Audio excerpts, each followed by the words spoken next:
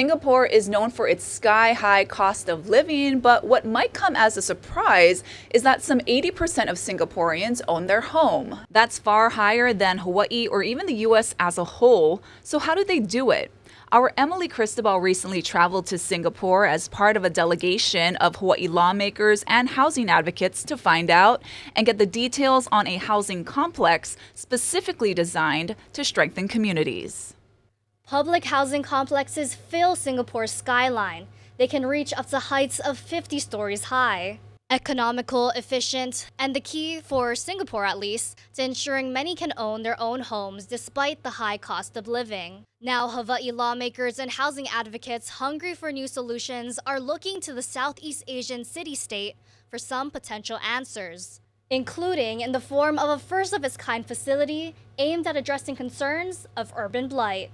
This is Campong Admiral, Singapore's first integrated, publicly funded development that brings together a mix of government facilities and services, all under one roof. The bustling yet homey complex includes two 11-story apartment buildings and an additional structure that holds a public plaza, a food court with dozens of options, and a fully functioning medical center. In Singapore, we have a lot of integrated projects already, but the program here is a little bit more innovative because it's about combining elderly public housing with public space, healthcare, commercial and social programs. So it's really putting conveniences at the doorstep of the elderly. Pearl Chi is part of Woha, a Singaporean architecture firm, and is the director in charge of the Campong Admiralty project. She says the complex is designed with a, quote, club sandwich approach. At the bottom layer is what developers call a community living room, where people can come together to hang out and eat.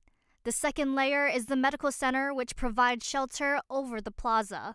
And finally, the last layer creates space for semi-private activities, such as child and elderly care centers, as well as apartments. What also sets this complex apart is their use of integrated greenery.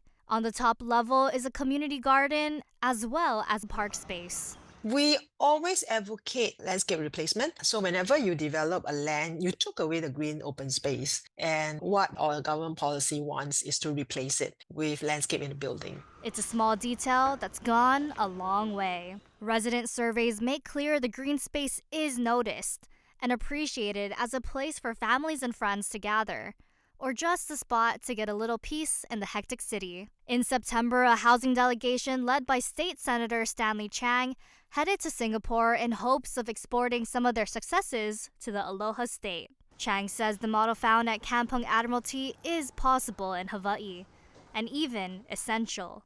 But it won't happen overnight. It will take time, it will take money, but I believe that the biggest single obstacle is just embracing this vision.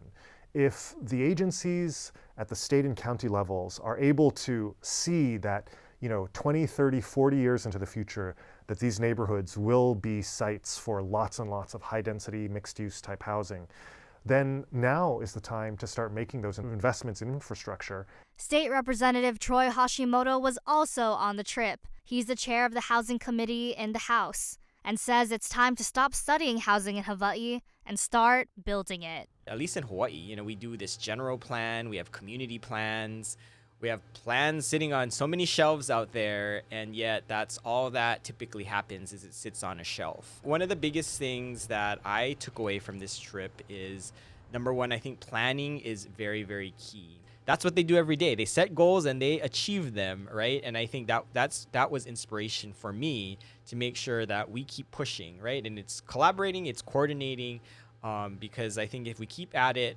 for the next couple of years, I think we're going to see some really good progress. Both Chang and Hashimoto said they plan to incorporate what they learned in Singapore to their legislative priorities in the coming session. We'll have more coverage of their visit to Singapore and their affordable housing plans in the coming weeks. But for now, scan the QR code on your screen to read more about this story and to listen to a deep dive into affordable housing problems and solutions with Senator Chang and Representative Hashimoto. This is Emily Cristobal for Hawaii News Now.